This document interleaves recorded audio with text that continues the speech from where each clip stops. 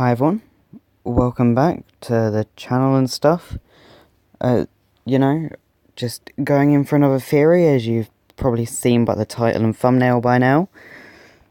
Let's just get straight into it. You can probably tell by the title of this video that it's going to be on the Fire Emblem timeline.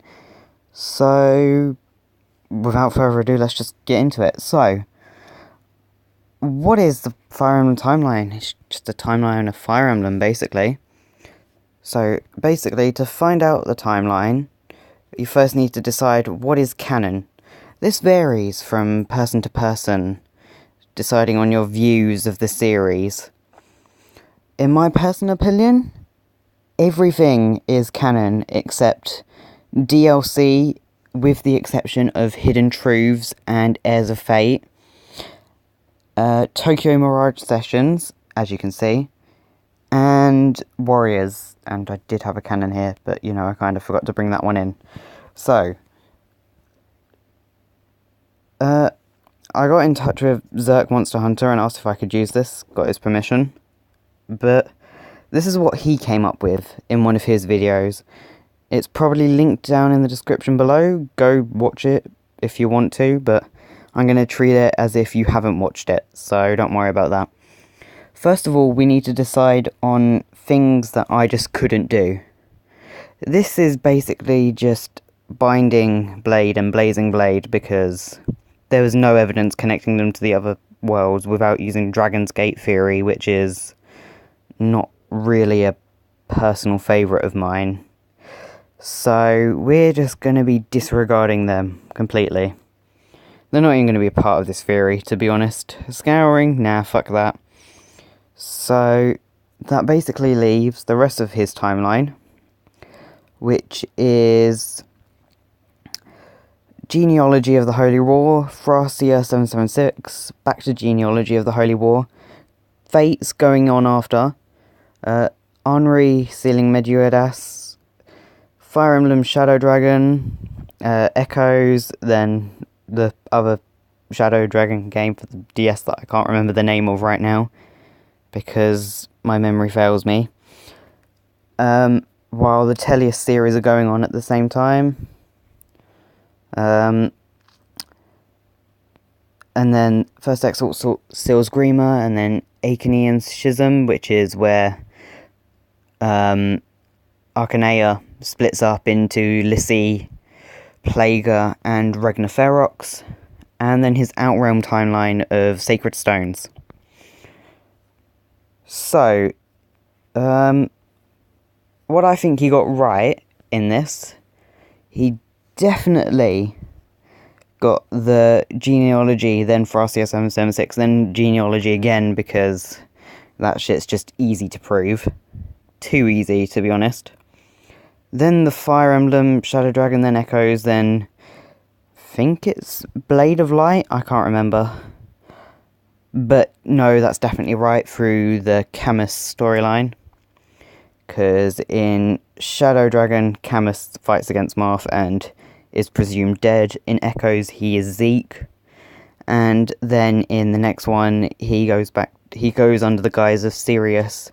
And at the end of it, goes back to Titania in Echoes. Well, not in Echoes the game, after Echoes is finished. So, yeah, Fates I haven't mentioned yet, and I probably won't mention it again until the end of the video, so, well, not the end, later on. So he says that the Great Flood happens directly after Shadow Dragon and the Blade of Light, or whatever it's called. And, I mean, he's not entirely wrong, I guess, but there's something else that's on my mind. When he talks about for those of you who don't know, the Great Flood is basically a flood caused by the goddess Eshnera in, years before, thousands of years before Path of Radiance. And it basically wipes out most of the continent. So that's not something that comes unlikely.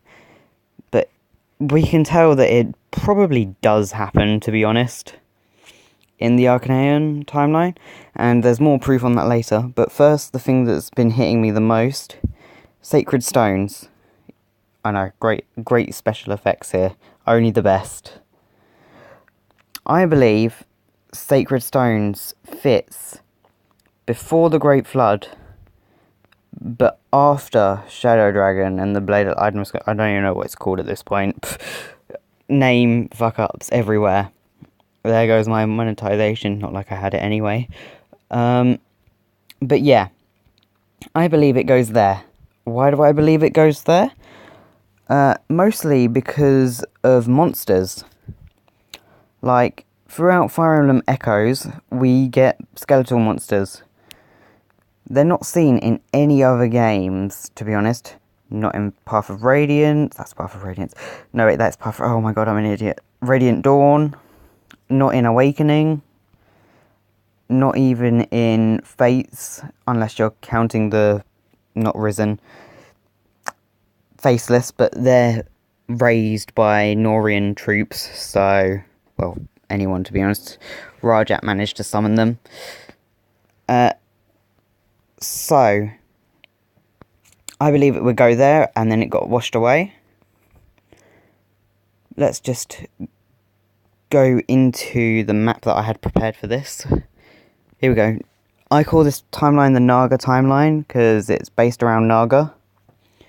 So yeah. This is the map of Arcanea. I can't prove anything at the moment, but this would probably be its own separate continent that got washed away in the Great Flood. This is Ike's continent, Tellius, that's the one. I can't really prove it would go anywhere, judging that everywhere got flooded away before this, so I can't really prove it goes anywhere, but it could be on its own continent. And there's a little dot over there, which is just going to get covered up right now, because that's for later. But yeah, if this could go anywhere, it's more like a compressed version of this, so I don't know. This one's just speculation, so don't worry too much about it. That's all a theory is, though, just speculation. People are welcome to their own ideas. Okay. Although there is one game I haven't mentioned at all throughout this entire timeline, which this one's for Zerk, but whatever. And that's Fire Emblem Heroes. I didn't call it non-canonical for a reason, and that's because I believe it either happens at the very end of the timelines, where all of them merge back into one in Asgeir through summoning, or it's going on between every game. Mostly because Book 2's happening at the moment, which is quote-unquote Ragnarok, the end of the world, through Surtur's flames of Muspel and stuff like that. And Heroes' Dead Theory, which I was supposed to release back in Halloween. Yeah, it just didn't come out, but I'm going to give you a quick rundown of it. Most of it is proved between Sigurd's Sigurd's confession to you, where he knows that he's dead. Where it's basically, heroes are taken in their prime to fight against bigger threats like Veronica and Surtur. And they're just dead. They're dead heroes. They were just dead. You know, the entire time. And... okay, I think... let me just check my script here, because I wrote a very great script for this, which I totally didn't, but... okay. So, only game that I haven't talked about yet is Fates. Where do I think Fates goes? This is a hard question, to be honest, because I have some rather strange views on Fates. The first view is that it was good. Anyway, I believe that Fates is not in any of this timeline, but rather it's on an alternate timeline where Loptir wasn't a threat, and so the dragons decided to fight amongst themselves for more power.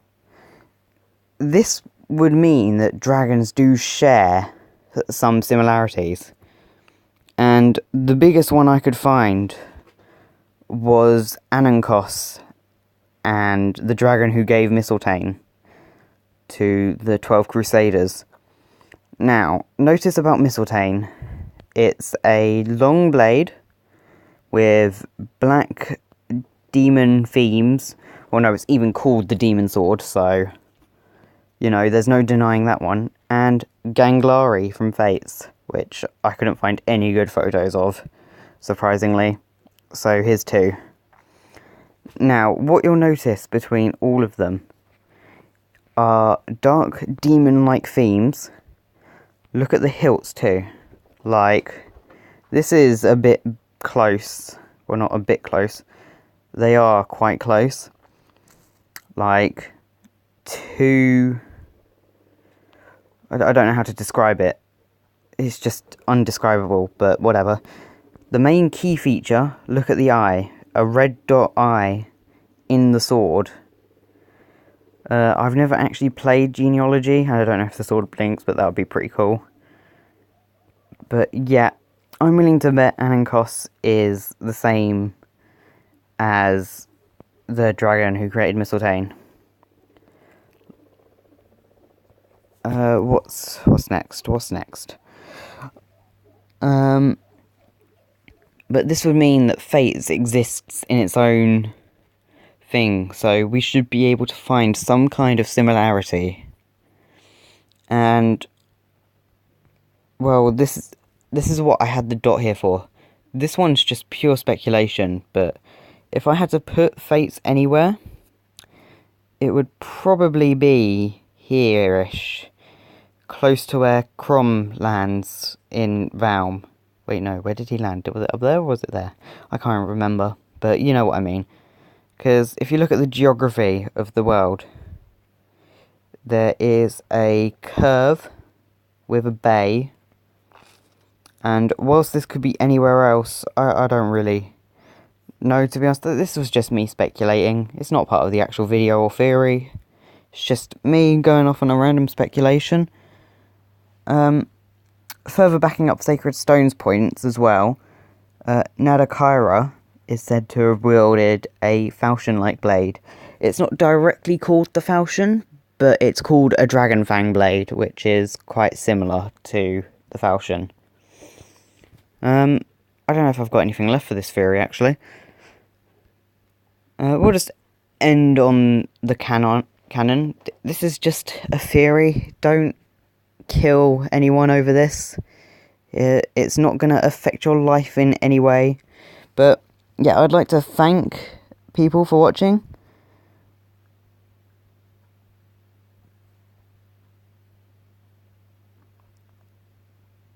I don't know why I've just gone silent. Yeah, I'd like to thank Zerk for letting me use his timeline as a base. Well, it was more like just a screen cap. His link should be in the description. If it isn't, then someone point it out to me and it will be put in there. I'd also like to thank Illia on Discord for basically pushing me through this. And yeah, thanks for watching, everyone. Like, subscribe, comment, I don't know. Trying to reach 100 subs at some point, you know, that'll be fun. But yeah, thanks for watching. Bye.